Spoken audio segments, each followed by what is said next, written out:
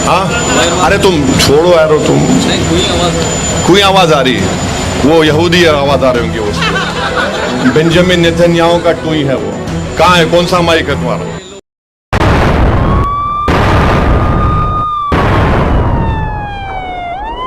जाएंगे। यहाँ पर अदब रसूल सिखाया जा रहा है कि जब आप रसूल अल्लाह सल्लल्लाहु अलैहि वसल्लम के सामने अपनी आवाज को बुलंद करेंगे तो अल्लाह आपके हमारे अमाल को हब कर लेगा। तो मेरे अजीज दोस्तों और बुजुर्गों, इसीलिए हमको ताज़ीम रसूल के आदाब सिखाए गए।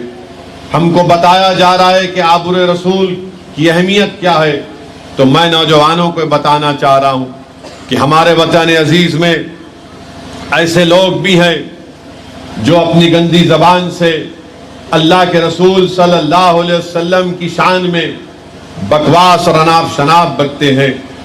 मैंने पहले भी कहा और आज भी कह रहा हूँ कि जो लोग हमारे वतन अजीज में जो रसूल अल्लाह सल्लल्लाहु अलैहि वसल्लम की शान में बकवास बकते हैं, याद रखो, तुम आसमान की तरफ देखकर थूकने से आसमान की नूरानी किरणों को तुम अंधेरा नहीं कर सकोगे। तुम सूरज की तरफ देखकर थूकने से सूरज का कोई नुकसान नहीं होता है, वही थूक तुम्हारे चेहरे पर आकर गिरता है।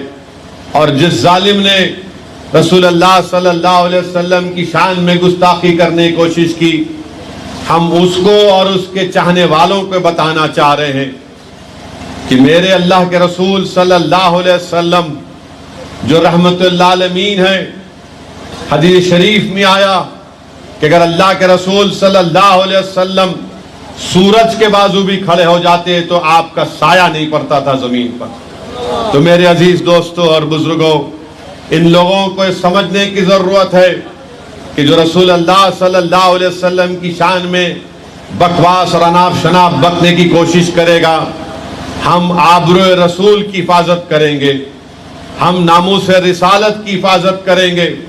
हम मुसलमानों के पास अगर कोई चीज है तो मोहम्मद सल्लल्लाहु अलैहि वसल्लम है, अगर वो नहीं है तो हमारे पास कुछ भी नहीं है। हम नामूस रिसालत के पहरेदार हैं, हम रसूल अल्लाह सल्लल्लाहु अलैहि वसल्लम के गुलामों के गुलाम हैं। और नौजवानों, मैं आपको बताना चाह रहा हूं कि मदीने में रसूल अल्लाह सल्लल्लाहु अलैहि वसल्लम ने एक सहाबी रसूल थे इब्न अनीस, उनसे कहा कि मक्के में एक शख्स है जो अनाप शनाप और बकवास बकते रहता है। इब्न अनीस रसूल अल्लाह सल्लल्लाहु अलैहि वसल्लम ने हुक्म दिया कि जाओ और जाकर इसको वासिल जहन्नम करो। वो गए और वापस आकर इत्तला दी, या रसूल अल्लाह सल्लल्लाहु अलैहि वसल्लम, वो जो अनाप शनाप बकता था वो वासिल जहन्नम हो गया।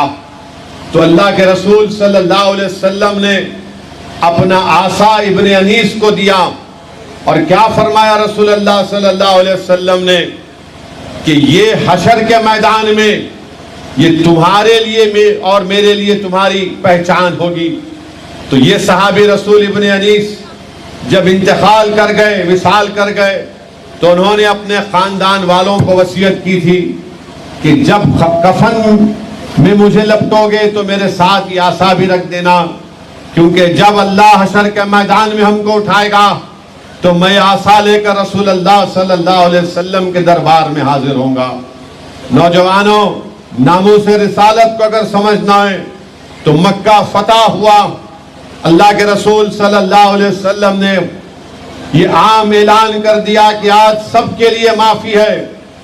अगर कोई अबू सुफियान के घर में भी चला जाएगा तो उसके लिए अमन है, माफी है। मगर रसूल अल्लाह सल्लल्लाहु अलैहि वसल्लम ने फरमाया था, इब्न खत्ताल एक शैतान था जो अपनी लौंडियों के साथ रसूल अल्लाह सल्लल्लाहु अलैहि वसल्लम के बारे में बकवास बकता था। आक़ाए दो आलम सल्लल्लाहु अलैहि वसल्लम ने हुक्म फरमाया कि मक्के का जो हरम है वहां पर उसकी हुर्मत यह है कि हम किसी को, मच्छर को भी नहीं मार सकते, उसकी हुर्मत ऐसी है। मगर सहाबा इकराम ने आकर कहा, या रसूल अल्लाह सल्लल्लाहु अलैहि वसल्लम, ये वो शख्स है جو کعبے کے خلاف میں اپنے آپ کو چھپا کر رکھا ہے، تو اللہ کے رسول صلی اللہ علیہ وسلم نے ارشاد فرمایا کہ میں نے تم کو حکم دیا تھا کہ جہاں کہیں بھی تم اس کو پاؤ گے اس کو واصل جہنم کرو۔ میرے عزیز دوستوں اور بزرگوں، بتانے کا مقصد یہ ہے کہ ناموس رسالت کیا چیز ہوتی ہے۔ کیا تم نے نہیں سنا کہ یہودی لوگ تھے جنہوں نے یہ فیصلہ کر لیا تھا کہ ہم مدینے کو جائیں گے اور مدینے کو جا کر رات میں سرنگ کریں گے اور خبر انور سے رسول اللہ صلی اللہ علیہ وسلم کے جسم مبارک کو نکال لیں گے۔ دن میں بڑے اپنے آپ کو متقی پرہیزگار دکھاتے تھے، ہمیشہ دن میں عبادت میں مصروف رہتے تھے، غریبوں کو پیسے دیتے تھے اور رات میں سرنگ کھودتے تھے اور مٹی اٹھا کر لا کر جنت البقیع میں پھینکتے تھے۔ تو خواب میں اللہ کے رسول صلی اللہ علیہ وسلم نے نور الدین زنگی کو کہا اور ان ظالموں کے چہرے دکھائے اور کہا کہ نور الدین، ان چہروں کو دیکھو، یہ مجھے تکلیف پہنچا رہے ہیں۔ نور الدین دولت اور اپنے لوگوں کو فوج کو لے کر نکلتا ہے اور اس کے بعد وہ مدینے کو پہنچتا ہے۔ مدینے کو پہنچ کر ایک عام دعوت کا اعلان کرتا ہے، سب لوگ آتے ہیں۔ نور الدین زنگی پوچھتا ہے کہ کیا سب لوگ کھانا کھا لیے؟ تو سب نے کہا کہ ہاں کھانا کھا لیے۔ نور الدین ان چہروں کو دیکھ لیا تھا، وہ چہرے نظر نہیں آتے۔ پھر پوچھتا ہے کہ بتاؤ اور بھی کوئی لوگ باقی ہیں؟ تو لوگ کہتے ہیں کہ ہاں 2 لوگ ہیں، مگر تم کو ان لوگوں کو تمہاری کھانے کی ضرورت نہیں ہے، وہ عبادت کرتے ہیں۔ تو نور الدین پوچھتا ہے بتاؤ کہاں ہیں وہ لوگ؟ ان کے گھر پر جاتا ہے، دیکھتا ہے کہ ہاتھوں میں تسبیح ہے، عبادت کر رہے ہیں۔ نور الدین زنگی جب قالین کو پلٹاتا ہے تو دیکھتا کیا ہے کہ اس میں سرنگ ہے۔ نور الدین زنگی ان لوگوں کا پورا واصل جہنم کر دیتا ہے ان لوگوں کو۔ وہیں پر صلاح الدین ایوبی کے دورے زمانے میں وہاں پر ایک حاجیوں کے لیے لوگ حج کو جا رہے تھے۔ ایک انگریز تھا، ریجینالڈ اس کا نام تھا، اس نے حاجیوں کے قافلے کو لوٹ لیا، حاجیوں کا قتل کر دیا اور اپنی زبان سے کہا کہ کہاں ہے تمہارا محمد صلی اللہ علیہ وسلم، بلا اس کو۔ سلطان صلاح الدین ایوبی کو معلوم ہوا۔ صلاح الدین ایوبی 2 سال محنت کیے، 2 سال محنت کیے۔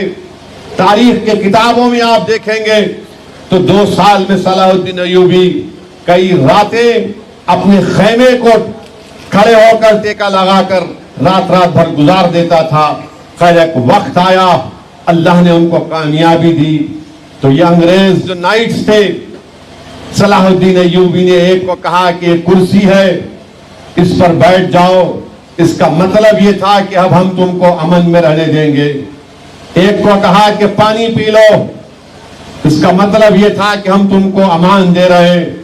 جب ریجینالڈ کی باری آئی تو صلاح الدین ایوبی نے اپنا تلوار نکال کر اس کا تمام کام کر دیا اور کہا کہ تو وہ بدتمیز ہے جس نے اپنی زبان سے کہا تھا کہ بتاؤ محمد صلی اللہ علیہ وسلم کہاں ہیں۔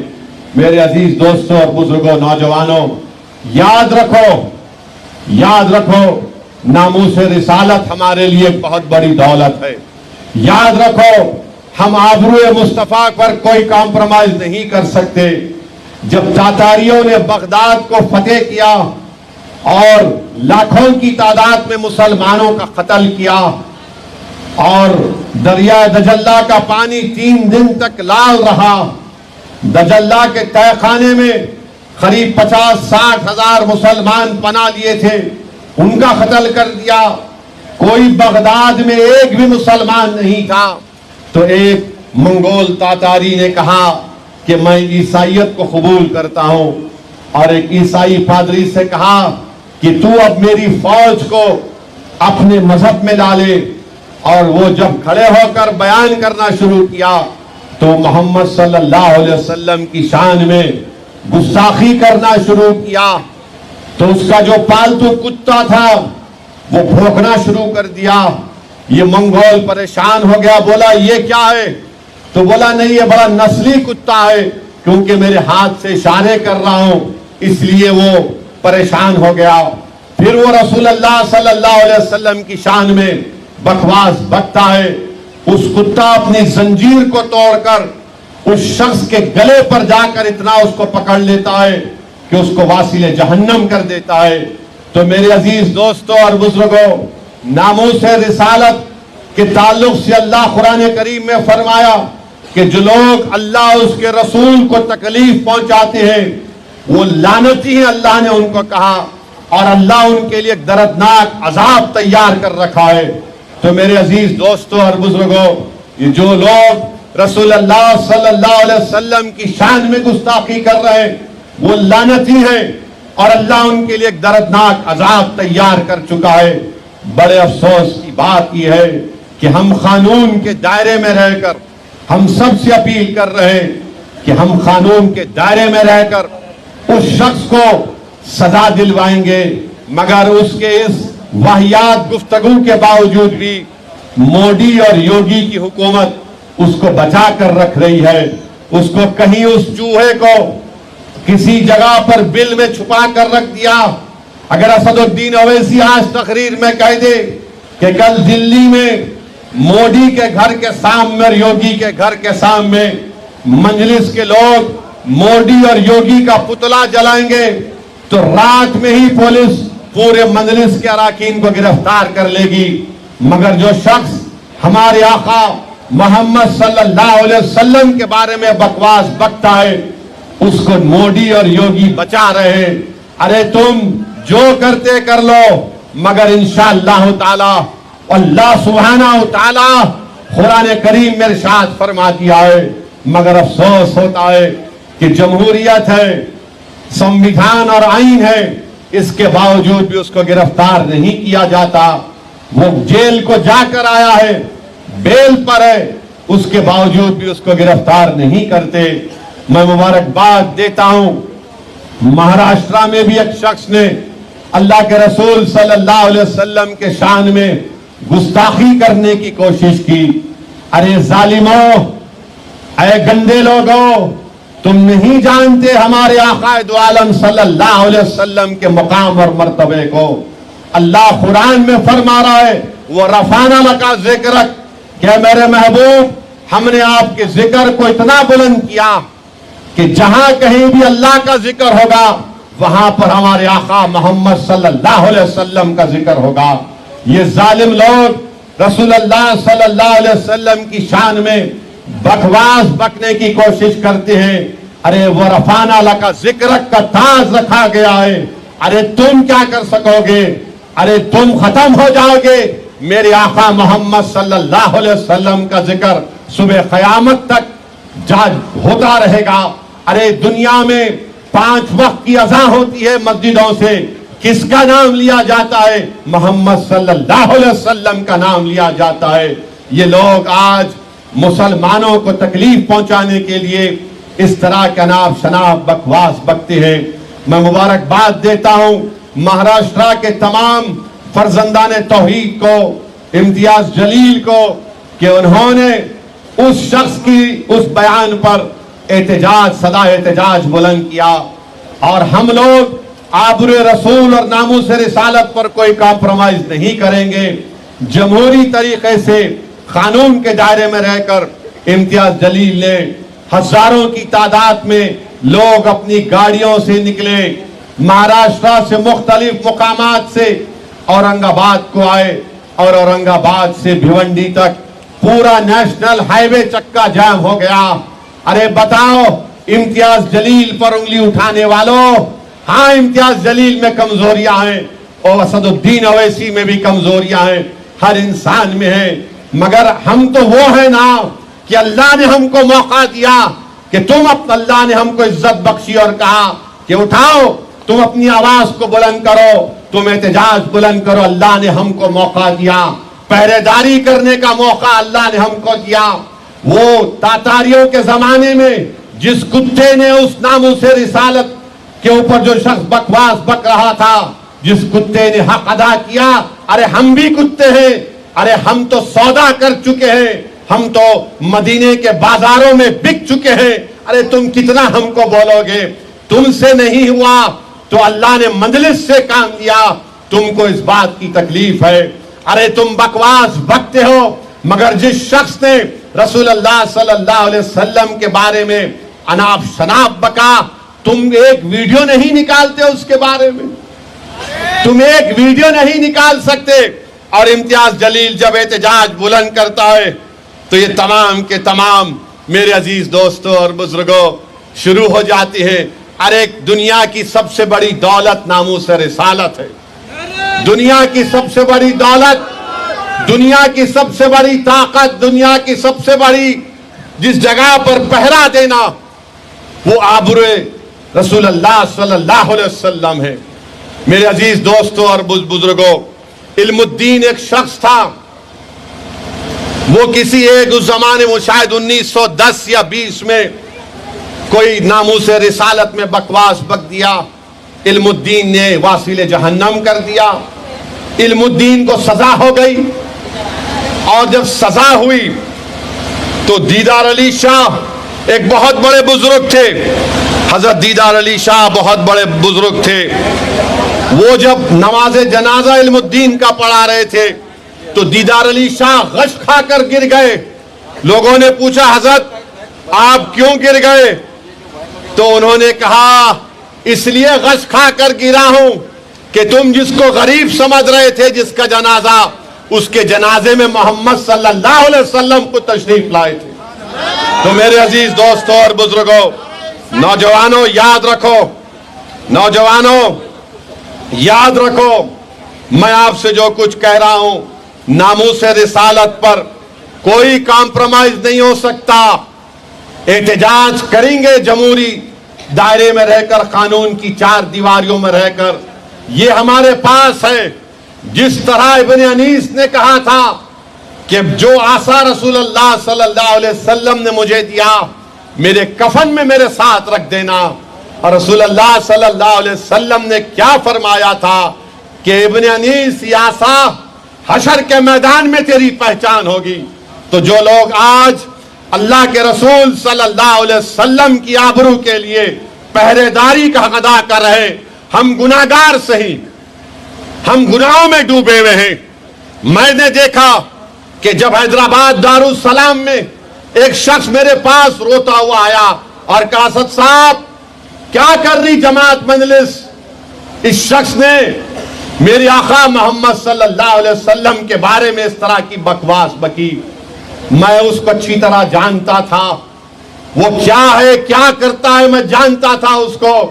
اس نے کہا کہ میں گناہگار ہوں, تم صحیح سوچ رہے, میں گناہگار ہوں, مگر یاد رکھو 100 دن اویسی, میں رسول اللہ صلی اللہ علیہ وسلم کے در کا غدار نہیں ہوں. میں گناہوں میں ڈوبا ہوا شخص ہوں, مگر آقا کے در کا کتا ہوں. اس لیے تم سے آ کر کہہ رہا ہوں کہ کچھ کرو. یہ مسلمان ہے, کچھ بھی ہوگا, مگر جہاں پر بات آئے گی محمد صلی اللہ علیہ وسلم کی ناموس کی, وہ سب بھول جائیں گے. تو میرے عزیز دوستوں اور بزرگوں, اپنی صفوں میں اتحاد کو پیدا کرو. میں سلام کرتا ہوں مہاراشٹرا میں وہ جو چھوٹے چھوٹے بچے جلوس میں گئے تھے, احتجاجی جلوس میں, اور اپنے ماں باپ کے ساتھ گئے تھے, اور ان کی زبانوں پر ایک ہی ترانہ تھا, لبیک یا رسول اللہ, لبیک یا رسول اللہ صلی اللہ علیہ وسلم. نوجوانوں اپنی اولادوں میں رسول اللہ صلی اللہ علیہ وسلم کی محبت پیدا کرو. یاد رکھو یہی چیز کام میں آنے والی. تم اگر اپنی اولاد کو رسول اللہ صلی اللہ علیہ وسلم کی محبت نہیں پیدا کرو گے, رسول اللہ صلی اللہ علیہ وسلم کے اہل بیت کی محبت نہیں پیدا کرو گے, صحابہ اکرام کی محبت نہیں پیدا کرو گے, ان کو قرآن نہیں پڑھاؤ گے, تو پھر نوجوانوں دنیا میں ہم میں اور اغیاروں میں کیا فرق باقی رہ جائے گا. تو میری آپ تمام سے اپیل ہے کہ اپنی اولادوں کو صحیح تربیت دو, مسجدوں کو آباد رکھو, نمازوں کو آؤ. یاد رکھو یہی چیزیں ہم کو دنیا میں کامیاب کرے گی.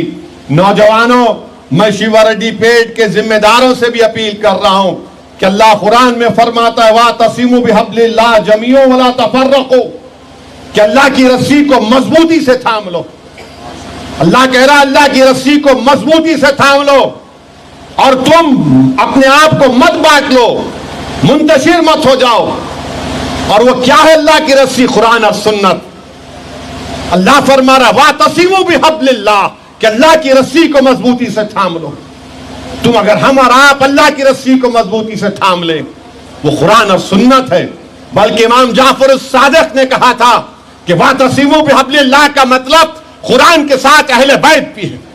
تو میرے عزیز دوستوں اور بزرگوں, نوجوانوں, متحد رہو. تم اگر متحد نہیں رہو گے, انتشار کی کیفیت پیدا ہو جائے گی. تو ہم کیسے ان باطلوں کے طاقتوں کو, کیسے ان کو ہم مسمار کریں گے؟ اگر ہم متحد رہیں گے تو کیسے متحد رہیں گے؟ ہر کوئی بولے گا اتحاد پیدا کرو. اتحاد پیدا کرنے کے لیے بنیاد کیا ہوگی؟ ایک مسجد بنائیں گے, بلڈنگ بنائیں گے, یہ سٹیج بنائیں گے تو بنیاد اچھی ہوگی نا. تو بنیاد کیا ہے؟ اللہ کی رسیوں کیا ہے؟ قرآن اور سنت. اس کو بنیاد بناؤ. اس بنیاد پر اپنے اتحاد کو مضبوط کرو. شیواریڈی پیٹ میں خرابات کے نوجوانوں, تو باطل طاقتیں, باطل طاقتوں کی ہوائیں, ان کا طوفان بھی آئے گا تو تمہارا اتحاد نہیں ہلے گا. تو پیغام یہی دے رہا ہوں کہ اپنے آپ میں اتحاد کو پیدا کرو. اللہ کی رسی کو مضبوطی سے تھام لو. اللہ قرآن میں فرما رہا ہے وَاعْتَصِمُوا بِحَبْلِ اللَّهِ اللہ کی رسی کو مضبوطی سے تھام لو. متفرق نہ ہو جاؤ, اپنے آپ کو مت بانٹ لو. میرے عزیز دوستوں اور بزرگوں, یہ ہماری زندگی کا مقصد ہونا چاہیے کہ ہم اتحاد کو پیدا کریں. اور اتحاد کی جب بات آئی تو کیا آپ نے نہیں دیکھا کہ فلسطین میں 70% لوگوں کے گھر برباد کر دیے وہ ظالم بنیامین نتنیاہو. اللہ اس کو غارت کرے اور اللہ اس کو جہنم کا کتا بنا کر جہنم میں ڈالے. 70% گھر فلسطینیوں کے برباد ہو گئے. 21 لاکھ کی آبادی میں 15 لاکھ لوگوں کے پاس گھر نہیں ہے. اتنا ملبہ وہاں پر ہے. ملبہ اٹھانے کے لیے ڈبری سے 12 سال لگیں گے ملبہ اٹھانے کے لیے. ان کے سامنے سمندر ہے, غزہ کی عوام کے سامنے سمندر ہے, ان کے سامنے ان کے تمام بربادی ہے. 40,000 سے زیادہ لوگ شہید ہو چکے ہیں, جس میں 15,000 معصوم بچے ہیں. 10,000 لوگ ابھی بھی ملبے کے نیچے ہیں. مگر کیا تم نے اور ہم نے اپنی آنکھوں سے, اپنے کانوں سے سنا کہ فلسطینی کہہ رہے ہیں کیوں ہوا یہ؟ کیا وہ اپنے قائدین کو گالی دے رہے ہیں؟ کیا اپنے بڑوں کو گالی دے رہے ہیں؟ ٹینٹوں میں رہ رہے ہیں, ٹینٹوں میں. تم شیواریڈی پیٹ میں اپنے گھر کو جا کر آرام سے سو جاؤ گے. آج بارش کی بوندا بازی ہو رہی ہے. بتاؤ, سردیاں نکل گئی, 1 سال ہو گیا, پوری کڑاکے کی سردی, گرمی, اب پھر سردی آ رہی ہے. ٹینٹوں میں رہ رہے ہیں, کپڑے کے ٹینٹوں میں. ہاں ارے تم چھوڑو یار, تم کوئی آواز آ رہی ہے, وہ یہودی آواز آ رہے ہوں گے اس کے. بنجامین نتنیاہو کا ٹوئی ہے. وہ کہاں ہے؟ کون سا مائک ہے تمہارا؟ کیا کرنا ہے اس کو؟ وہ کٹ کر دے رہے, کٹ کر دو. بنیامین نتنیاہو کٹ کرو. یہ لے لیجیے. ہاں, کبھی آپ نے سنا ان کی زبانوں سے کپڑوں کے ٹینٹوں میں ہے. 11 ربیع الاول آیا تو نعت شریف پڑھ رہے ہیں. میرے بھائی, اس کو کہتے ہیں مردانگی, اس کو کہتے ہیں توکل. میں سلام کرتا ہوں ان فلسطینی ماؤں کو, ان فلسطینی بزرگوں کو, ان علماؤں کو جنہوں نے ایسے بہادر مجاہدین کو پیدا کیا کہ دنیا ان کے لیے تنگ کر دی گئی, مگر کوئی سمندر میں کود کر بھاگنے کے لیے تیار نہیں ہے. وہ فلسطینی کہہ رہا ہے کہ میں یہیں پر رہوں گا کیونکہ مجھے مسجد اقصیٰ اور بیت المقدس کو حاصل کرنا ہے. 40,000 1 سال میں مر گئے. اگر شیواریڈی پیٹ یا کہیں پر पुलिस अगर 3-4 बच्चों को उठाकर लेकर चले जाती तो आप और हम परेशान हो जाते हैं, फितरी चीज है। मगर अपने दिलों पर जोर डाल के सोचो मेरे अजीजों, 40,000 फलस्तीनी शहीद हो गए, 40,000, 15,000 मासूम बच्चे हैं, 50,000 जख्मी हैं, मगर कभी उनके चेहरों पर उनकी पेशानी पर तकलीफ या परेशानी के आसार रोनुमा नहीं होते।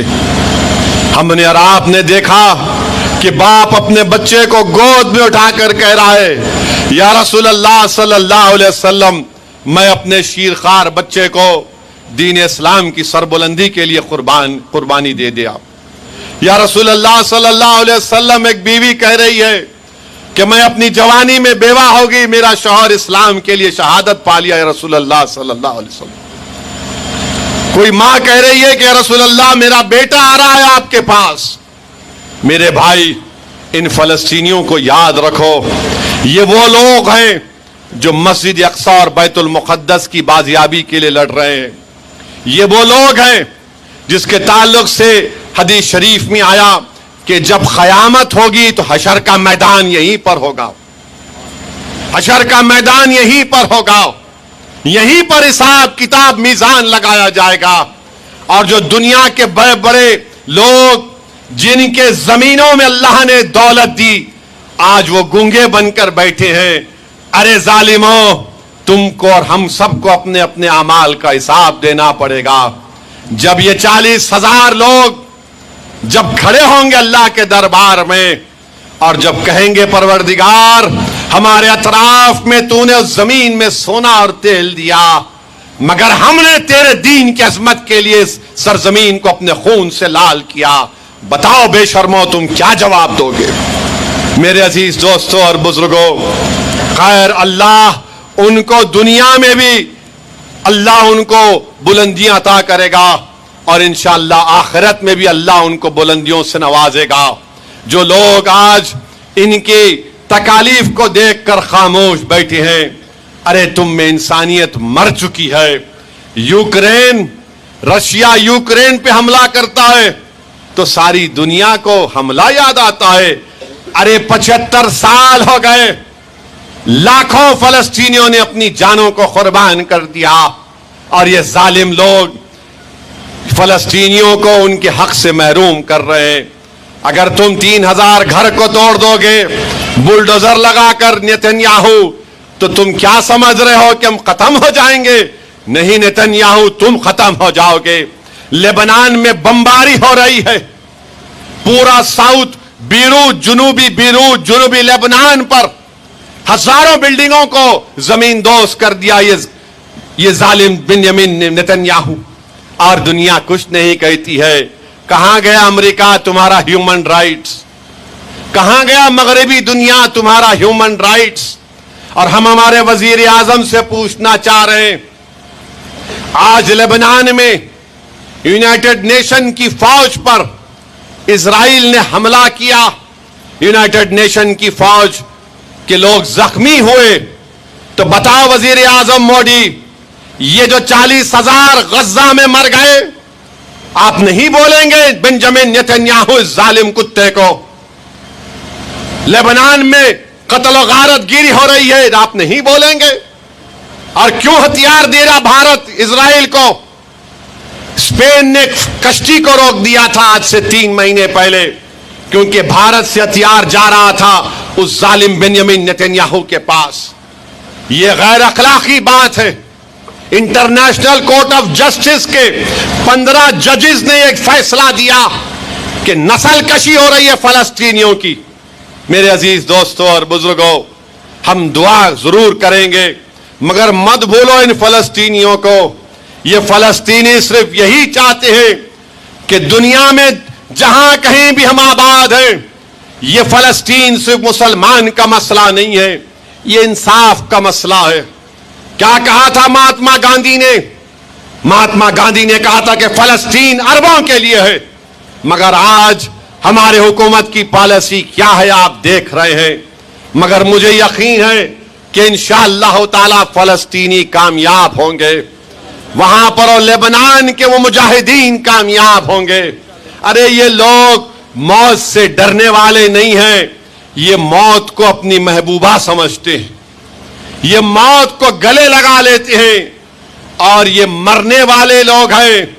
یہ سمجھتے ہیں کہ ہم مسجد اقصی کے لیے, القدس الشریف کے لیے ہم اپنی جانوں کے نذرانے کو پیش کرتے رہیں گے. ان کی ماں نے ان کو یہ کہہ کر پیدا کیا اور پالا اور پوسا کہ مسجد اقصی اور بیت المقدس کی بازیابی تک میرے بیٹے تجھے لڑنا ہے. میرے عزیز دوستوں اور بزرگوں, ہم ان فلسطینیوں کو ہرگز نہ بھولیں, ان کے لیے کثرت سے دعا کریں. اور اللہ کی ذات بہت بڑی ہے. اللہ اس زمین و آسمان کا خالق ہے, یاد رکھو. اللہ ہی آسمانوں سے بارش پیدا کرنے والا ہے, اللہ ہی دنیا کا نظام چلانے والا ہے. اللہ ہی نے سورج کو بنایا, اللہ ہی نے چاند کو بنایا, اللہ ہی نے ہم کو رزق پہنچایا, اللہ ہی نے ہم کو پیدا کیا خون کے دتڑے سے. انشاءاللہ تعالی اللہ ان مظلوموں کی مدد کرے گا, اور مجھے یقین ہے کہ ہم اور آپ اپنی زندگی میں ان فلسطینیوں کی کامیابی کو دیکھیں گے. انشاءاللہ تعالی ہم اور آپ وہ دن دیکھیں گے جب مسجد اقصی آزاد ہوگا ان ظالموں کے, ان کے شکنجے سے.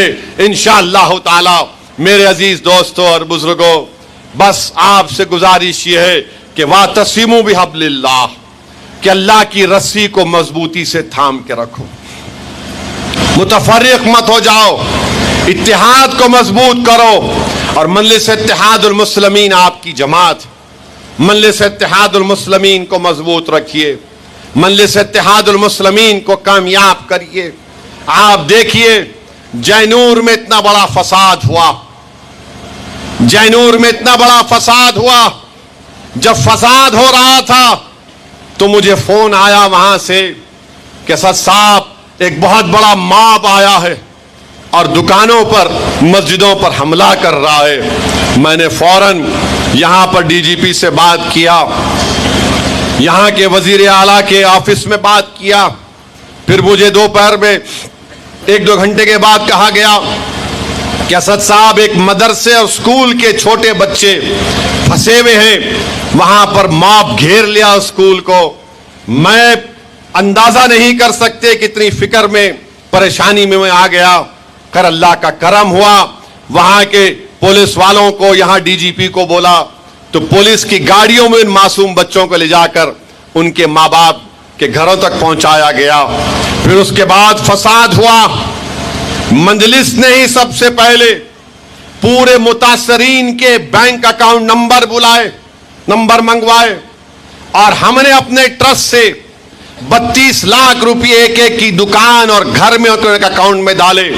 جس کے گاڑی کا نقصان ہوا, جس کی موٹر سائیکل کا نقصان ہوا, نقصان تو کم سے کم 16 سے 20 کروڑ کا ہوا, 16 سے 20 کروڑ کا نقصان ہوا. مگر مجلس جو کر سکتی تھی مجلس نے کیا. اگر کوئی صاحب استطاعت ہے تو ضرور ان جینور کے ان متاثرین کی مدد کریں. پھر ہم نے 10 لاکھ کی لاگت سے وہاں پر کٹ بنائے, کھانے کے کٹ بنائے, اس کو اٹھا کر رکھا. میں خود جانا چاہتا تھا مگر حضرت پولیس نے کہا کہ دولے بھائی نہیں آ سکتے. تو میں نے کہا کوئی بات نہیں. ہم نے عادل آباد کے نذیر کو کہا, ہمارے صدر کو, کہ جاؤ تم جا کر وہ 1000 کھانے کے کٹ جینور کے ہمارے غریب عوام میں بانٹو. ان تمام نے ہم کو دعائیں دیں. ارے مجلس کو گالی دینے والوں, تم یہ بھی نہیں کر سکتے. مجھے کوئی شکایت نہیں ہے, مجھے معلوم کہ اللہ جس سے کام لینا چاہتا اس سے اللہ کام لیتا ہے. جس کے دل میں طلب ہے اللہ انہی کو ہی موقع دیتا ہے خدمت کرنے کا. جو بے چین اور بے قرار رہتے ہیں مظلوموں کی تکلیف کو دیکھ کر, جو جینور کے مسلمانوں کی تکلیف کو اپنے سینوں میں جنہوں نے محسوس کیا, اللہ نے ان کو ہی موقع دیا خدمت کرنے کا. جنہوں نے اللہ کے رسول صلی اللہ علیہ وسلم کی شان میں جس نے گستاخی کی, جس کے آنکھ میں آنسو آ گئے, جس کے رونگٹے کھڑے ہو گئے, جو کرب کے ماحول میں تھا, جو رو رہا تھا کہ میں غلامی کا حق کیسے ادا کروں, تو اللہ نے امتیاز جلیل کو موقع دیا. سرزمین حیدرآباد پر جب وہ دیوانہ آ کر دارالسلام میں مجھ سے کہا کہ اسدالدین تم جانتے ہو تم میری زندگی کو، مگر میں رسول اللہ صلی اللہ علیہ وسلم کے در کا غلاموں کا غلام ہوں، میں آقا سے غداری نہیں کر سکتا، کچھ کرو۔ تو ماجد حسین اٹھا، نام پلی کا میلے جا کر کمپلین دیا، ہم تمام مل کر وفد کی شکل میں گئے، ہم نے اپنی جو بھی ہم سے ہو سکتا تھا جمہوری طریقے سے ہم نے اس کو اپنی کوششوں کو ادا کیا۔ میرے عزیز دوستوں اور بزرگوں، آج آپ دیکھ رہے ہیں کہ ہم کو اور آپ کو دبانے کے لیے، ہمارے وجود کو مٹانے کے لیے، ہمارے مسجدوں کو چھیننے کے لیے، ہمارے قبرستانوں کو ختم کرنے کے لیے، درگاہوں کو مسمار کرنے کے لیے، خانقاہوں کو ویران کرنے کے لیے مودی کی سرکار نے ایک وقف کا بل لایا۔ اور میں بار بار کہہ رہا ہوں، اگر خدا نہ خواستہ یہ بل قانون بنے گا تو ہماری مسجدیں چھین لی جائیں گی، درگاہیں چھین لی جائیں گی، قبرستانوں کو مسمار کر دیا جائے گا، خدا نہ خواستہ خانقاہوں میں اس کو ویران کر دیا جائے گا، کیونکہ یہ قانون اگر بنے گا تو اس میں تمام چیزیں چھیننے کی گنجائش رکھی گئی، وقف بائی یوزر ختم کر دیا گیا۔ اگر اس مسجد کے بارے میں میں پوچھوں، مولانا یہاں پر ہے، مسجد کے ذمہ دار ہے نا، اس مسجد کا کوئی رجسٹرڈ ڈاکیومنٹ ہے؟ مسجد کا رجسٹرڈ ڈاکیومنٹ نہیں ہے۔ آپ لوگ چندہ کر کے مسجد بنائے، زمین کوئی دیے تھے، زمین میں نے 100 سال پرانے، اب آ کے یہ قانون بنے گا تو بولیں گے نہیں یہ مسجد نہیں ہے، رجسٹرڈ ڈیڈ کہاں لاؤ، کہاں سے لائیں گے؟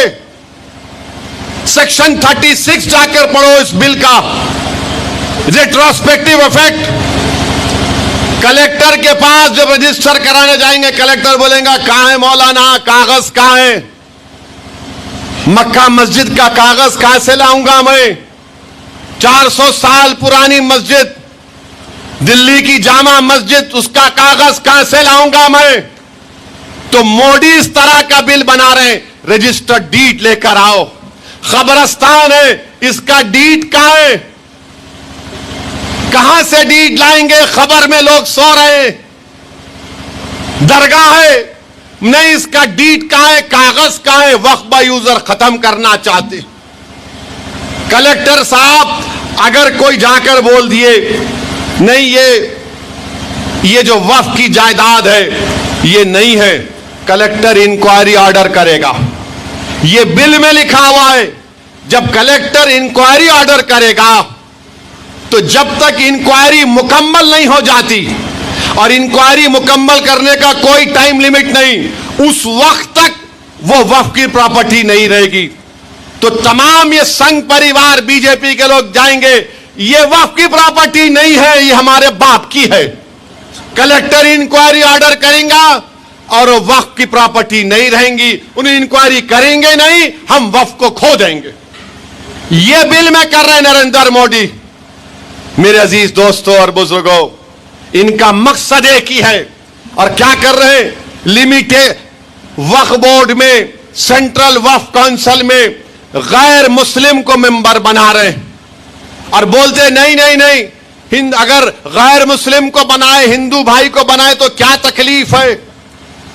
ارے بھائی صاحب، اتر پردیش میں جتنے بڑے بڑے مندروں میں قانون بنا دیا کہ اس کا کمشنر، اسسٹنٹ کمشنر، نوکر ہندو ہوگا، اور یہ بھی قانون بنا دیا اگر وہ جس دن ہندو نہیں رہے گا ممبرشپ ختم۔ تلنگانہ میں وہ قانون انڈومنٹ بورڈ کا، آندھرا کا، تمل ناڈو کا، اوڈیشہ کا، وہاں پر کیا کریں گے آپ؟ نہیں نہیں نہیں، وہ جو ہے وہ الگ ہے، وہ کیا الگ ہے، یہ کیا الگ ہے؟ وہ بھی ہمارے ہندو بھائیوں کا انڈومنٹ بورڈ ہے۔ بولتے نہیں چیریٹیبل ہے، ارے دیوانے کیا کان میں پھول ہے ہمارے؟ ریلیجیس اینڈ چیریٹیبل یہ بھی وہی ہے۔ وقف بورڈ کیا ہے؟ یہ سب چھیننے کی تیاری ہو رہی ہے۔ गुजरात में सोमनाथ में 1200 साल पुरानी दरगाह थी। कितने पुरानी? 1200 साल पुरानी दरगाह। जूनागढ़ के नवाब ने 1947 में ये गवर्नमेंट के डॉक्यूमेंट में लिखाया कि क्योंकि नवाब थे, उन्हें कहा कि मेरे हुकूमत की प्रॉपर्टी है मगर खबरस्तान और दरगाह है। मुल्क आजाद हुआ, वो हाकिम नहीं रहे, गवर्नमेंट ऑफ गुजरात आ गई, वो रिफ्लेक्ट हुआ, मगर वक्त बा यूजर था खबरस्तान और दरगाह। 47 में एंट्री हुई। सितंबर 2024 में मोदी ने कहा अब तुम नोटिस दो दरगाह वालों को कि वो जो 75 साल पहले जो एंट्री हुई थी वो गलत है, ये गवर्नमेंट की प्रॉपर्टी है। दरगाह के लोग परेशान, बोले कागज लाओ, वो बोले टाइम दो। कलेक्टर बोला नो टाइम। वक्फ ट्राइब्यूनल को गए, ट्राइब्यूनल के पास गुजरात की बीजेपी की सरकार जाके बोली हमको टाइम दो, हम फुला तारीख को आएंगे। दूसरे दिन रात के सुबह के 1 बजे पूरे दरगाह के कमेटी के लोगों को गिरफ्तार कर लिए और सुबह 5 बजे से 1200 साल की दरगाह और 2 मस्जिदों को शहीद कर दिए। अभी कानून नहीं बना, कलेक्टर को पावर दिए थे ना, ये काम गुजरात में कलेक्टर ने कर दिया। अब यह कानून बनेगा तो हर कलेक्टर बोलेगा नो नो नो, मस्जिद मेरी है, कब्रस्तान तुम्हारा नहीं है, ईदगाह तुम्हारा नहीं है। मेरे भाई, मैं पूरे भारत के मुसलमानों को बता रहा हूं, ख्वाब गफलत से बेदार हो जाओ। मैं बता रहा हूं मोदी को, अगर ये वक्फ का कानून बनेगा तो मुल्क में सोशल इंस्टेबिलिटी पैदा होगी। हम भारत को 1980 और 1990 के दहे में लेकर जाएंगे।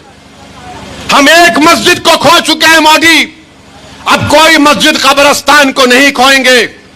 अगर आप मुल्क को विकसित भारत नहीं बनाना चाहते, अगर आप मुल्क को 1980 और 90 के दहे में लेकर जाना चाहते हैं, तो फिर आपको फैसला करना पड़ेगा। सोशल इंस्टेबिलिटी इस देश में पैदा हो जाएगी। अगर कल को आकर बोलेगा ये शिवा रेड्डी पेट की मस्जिद को मैं तोड़ दूंगा, तो क्या का नौजवान चूड़ियां पहन के बैठ जाएगा? कि यहां के बुजुर्ग बोलेंगे कि मैं ज़ईफ हो गया, अब मैं कुछ नहीं करूंगा। बुढ़ा भी बोलेगा मरना है तो मस्जिद की हिफाजत करके मरूंगा। नौजवान भी बोलेगा जवानी मस्जिद पे कुर्बान, मैं भी कुर्बान। मेरे अजीज दोस्तों और बुजुर्गों, मेरे अजीज दोस्तों और बुजुर्गों, ये कानून मोदी बनाना चाहते हैं। बताओ आप कितना जुल्म नफरत इन लोगों में मुसलमानों के ताल्लुक से है। क्यों बना रहे कानून आप? नहीं, वक्फ को अच्छा करने बना रहे। कौन सा अच्छा कर रहे आप? गवर्नमेंट, कलेक्टर को पावर, वक्फ बाय यूजर गायब, रेट्रोस्पेक्टिव रजिस्ट्रेशन, ट्राइब्यूनल गायब, लिमिटेशन एक्ट अप्लाई होगा, इवैक्यू प्रॉपर्टी खत्म। को क्या बचेगा फिर? खाली कागज पे लिखा होगा वक्फ बोर्ड। मालिक कौन होंगे? मोदी होंगे। हम वक्फ क्यों करते हैं? अल्लाह के लिए करते हैं। एक बार अगर कोई वक्फ कर दिया, उसका मालिक अल्लाह होता है। अब मोदी बोल रहे मालिक अल्लाह नहीं रह सकता है, मालिक मैं बन जाऊंगा। मोदी जी, मुल्क में सोशल इंस्टेबिलिटी ना पैदा हो जाए। आप विकसित भारत बोलते, यह विकसित भारत है। 17 करोड़ मुसलमानों से मस्जिदों को छीनना चाहते हैं आप। आपको मालूम कि ख्वाजा हिंद अल वली, गरीब नवाज, सुल्तान हिंद के दरगाह के ऊपर केस पड़ गया और बोला गया कि वो जो दरवाजा है वहां पर एक मंदिर थी, इसका सर्वे कराया जाए। अब अगर यह कानून बनेगा तो कलेक्टर बोलेगा यस, ये वक्फ की प्रॉपर्टी नहीं है। आप बताओ, ये केस बढ़ चुका है। आगरा की जामा मस्जिद है, सीढ़ियों पे बोलते नहीं, यहां पर नीचे कुछ और था। यह भी हो रहा है। मेरे अजीज दोस्तों और बुजुर्गों, नौजवानों, अगर आज हम बेदार नहीं होंगे, अगर हम ऐसा ही लड़ते रहेंगे एक दूसरे से याद रखो, फलस्तीन का मसला, ये वक्फ कानून का मसला, ये सिर्फ देवबंदी, बरेलवी, सूफी, अहले हदीस या शियाओं का मसला नहीं है, ये हमारी शनाख्त का मसला है। तो बेदार हो जाओ, अपने इत्तेहाद को मजबूत रखो, मजलिस इत्तेहादुल मुस्लिमीन से वाबस्ता रहो। तुम देख रहे हो कि पार्लियामेंट के इलेक्शन में किस तरीके से मजलिस के एक एमपी को, इम्तियाज जलील को हराने के लिए तमाम के तमाम अबू जहल, तमाम के तमाम अबू लहब, तमाम के तमाम अब्दुल्ला इब्न सबा, ये तमाम के तमाम वो जो बकवास बका उसके शागिर्द इम्तियाज जलील को हराने के लिए मुत्तहिद हो गए। मेरे भाई, इसीलिए मुत्तहिद हुए कि लोग नहीं चाहते थे कि पार्लियामेंट में तुम्हारी एक और आवाज जाए पार्लियामेंट में। मगर अल्लाह जो भी करता वो अल्लाह के फैसले अल्लाह को मालूम। मगर मैं आपको वादा कर चुका हूं और आपको बता रहा हूं कि अल्लाह ने मुझे कामयाब किया है। मैं एक ही हूं, मगर मुझे एक होने पर ना मेरे लिए कमजोरी का बाइस बनता है, ना मैं अपने आप को अकेला महसूस करता हूं। मैंने हमेशा पार्लियामेंट में कहा और आज भी कह रहा हूं, कभी भी अपने आप को अकेला मत महसूस करो नौजवानों, कभी भी। सलाम उन पर जख्मियों की तीमारदारी करने, जब देखा कि रसूलुल्लाह सल्लल्लाहु अलैहि वसल्लम को तमाम मुशरिकीन ने घेर लिया तो हज़रत अमारा ने तलवार उठा लिया और तलवार उठाया। रसूलुल्लाह सल्लल्लाहु अलैहि वसल्लम की हदीस है कि मैं जहां कहीं भी देखता वहां पर अमारा नजर आती थी और आक़ाए दो आलम सल्लल्लाहु अलैहि वसल्लम ने फरमाया कि ऐ अमारा, मेरी नस्लें तुझ पर कुर्बान, तू नामूस रिसालत पर पहरा दे रही है। तो नौजवानों, ये वक्त कठिन है मगर तारीखी वक्त है। तारीखी इसलिए है, अगर आज तुम गिर जाओगे, अगर आज तुम झुक जाओगे, अगर आज तुम डर जाओगे तो आने वाली नस्लें तुमको डरपोक के नाम से पुकारेगी। आने वाली नस्लें तुमको कहेगी ये झुक गए, ये कमजोरी की मिसालें पेश किए। मेरे अजीज दोस्तों और बुजुर्गों, ये वक्त क़याम का है। जैसा कि किसी शायर ने कहा कि नादान सजदे में गिर गए जब वक्त क़याम आया। ये सीना तान कर खड़े होने का वक्त है। सबक हासिल करो उन फलस्तीनियों से जो रो तो रहे हैं मगर उनके हौसले खत्म नहीं हो रहे हैं, जो अपने बच्चों की, अपनी माओ की, बाप की लाशों को देखकर आंख में आंसू आ रहे हैं मगर इनके हौसले और बुलंद हो रहे हैं। 1 साल तक इजराइल से मुकाबला कर रहे हैं। इजराइल का मतलब अमेरिका, कुछ नहीं है उनके पास। उनका पास क्या है? जज्बा है, ईमान की दौलत है, अल्लाह पर अटूट तवक्कल है। इजराइल के दांत उन्होंने घसा दिए। इजराइल समझ नहीं पा रहा है। मगरबी ममालिक के लोग ये देखकर परेशान है, ये कौन है? 21 लाख में से हमने 15 लाख को बेघर कर दिया, तब भी इनके सीने तान कर ये खड़े हुए हैं।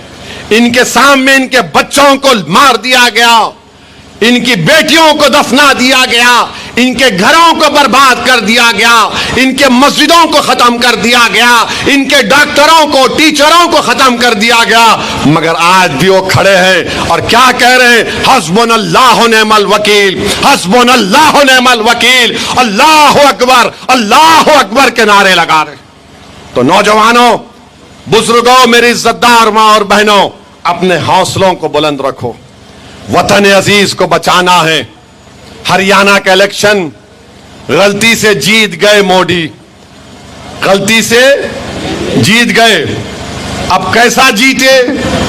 मैं तो नहीं था वहां पर, वरना बोलते बी टीम, इन्हों गए तो ऐसा हुआ, इन्हों गए तो ऐसा करे। मेरे को बहुत से लोग बोले, मैं बोला बैठो मियां, थोड़ा बैठ के तमाशा देखेंगे अपन भी, ये झमक झक्का जो कर रहे ना, देखेंगे क्या होता। हार गए नो वहां पे।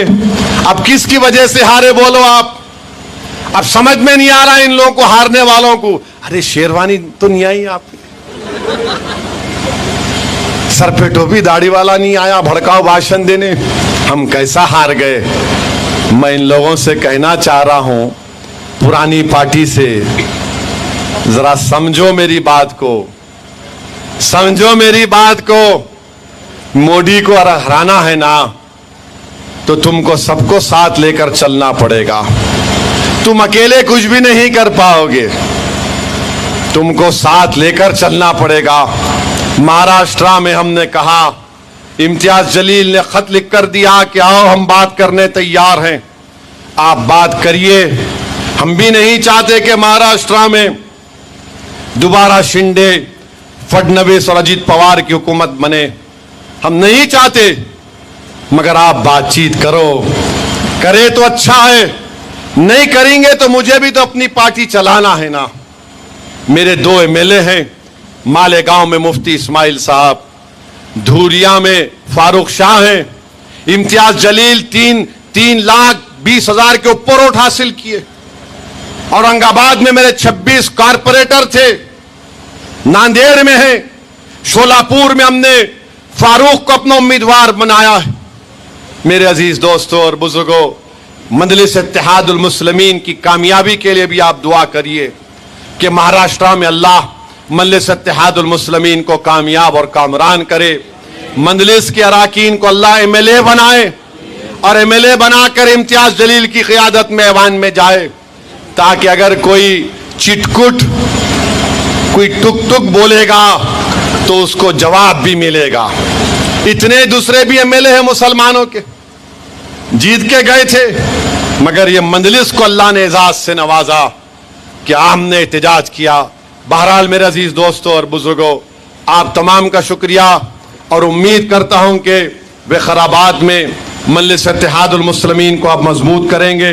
اور ہم یہ بھی بتانا چاہ رہے یہاں پر ہمارے پرساد صاحب سے, جو ماشاءاللہ سے اسپیکر بن گئے تلنگانہ اسمبلی کے, کہ یہاں پر ٹاؤن میں قبرستان جانے کی روڈ کے لیے پرساد صاحب ذرا بجٹ دے دو. آپ اسپیکر ہے, اور شیوا ریڈی پیٹ میں ایک آبکاری ایکسائز ڈپارٹمنٹ کو لینڈ دیے. یہاں کے اقلیتوں کا یہ مطالبہ ہے کہ کمیونٹی ہال بنا دیا جائے. وقارآباد ٹاؤن میں ڈائٹ کالج اردو میڈیم میں سٹاف نہیں ہے. پرساد صاحب ذرا سٹاف کا اردو لیکچر کا انتظام کروائیے. یہ ہے, اور انشاءاللہ تعالی یہاں پر وقارآباد, تانڈور, کوڈنگل, پرگی سے بھی ہمارے صدر معتمد آئے ہیں. انشاءاللہ تعالی یہ تمام کام ہے. میں انشاءاللہ میں خود جا کر چیف منسٹر سے بھی اور پرساد صاحب سے بھی ملوں گا. اور ہم چیف منسٹر صاحب کو ہی بول رہے, یہ موسی موسی بول رہے, موسی تو اننت گری سے شروع ہوتی. یہ پورے باغاں کون بنا کے بیٹھے CM صاحب, راستہ ہی بند کر لیا وہ لوگ. آپ ادھر ہمارے پیچھے پڑے ہوئے ہیں. موسی یہاں سے شروع ہو رہی, یہاں سے شروع ہو کے وہاں جا کے نلگنڈا میں جاتی ہوں انہیں. تو ہم بھی گورنمنٹ سے بولیں گے ذرا دیکھو ان چیزوں کو آپ. ہم کو کوئی مطلب نہیں ہے. ریونت ریڈی چیف منسٹر ہے, ان کو پبلک نے ووٹ دیا, آپ جیت کر آئے. ہم پھر سے کہہ رہے ہیں کہ غریبوں سے انصاف کرو بس. آپ چاہے کوئی بھی ہو, کسی مذہب کا ہو, سب سے کمزور سے انصاف ہونا چاہیے. سب سے طاقتور سے انصاف نہیں ہوتا. ہمارے ریاست میں کمزور مسلمان ہیں, دلت ہے, آدیواسی ہے, اور ان سے پہلے انصاف ہونا. پدلو درولو سے انصاف نہیں ہونا, پہلے غریبوں سے, مظلوموں سے انصاف ہونا. ہم لڑتے آئے ہیں غریبوں کے لیے اور انشاءاللہ لڑتے رہیں گے. ہم امید کریں گے کہ چیف منسٹر میری اس بات کا نوٹس لیں گے اور انشاءاللہ تعالی غریبوں کو, ان کو تکلیف نہیں ہوگی, وہ ایسا فیصلہ لیں گے موسی کے بارے میں. بہت بہت شکریہ آپ آئے. اللہ ہم تمام کی حاضری کو قبول فرمائے.